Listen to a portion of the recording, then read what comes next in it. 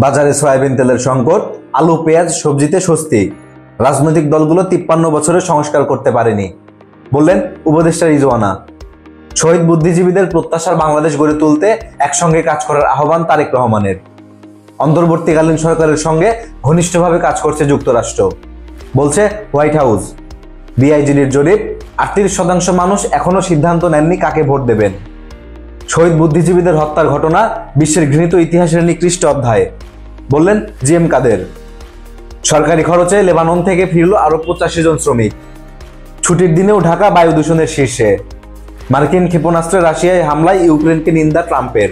পুষ্পাখ্যাত অভিনেতা আল্লু অর্জুন গ্রেপ্তার। সিরিয়ায় 2 সপ্তাহের সংঘাতে বাস্তুচ্যুত 11 লাখ মানুষ, বলছে জাতিসংঘ। দৈনিক বার্তা, স্বাধীনতার পক্ষের দই।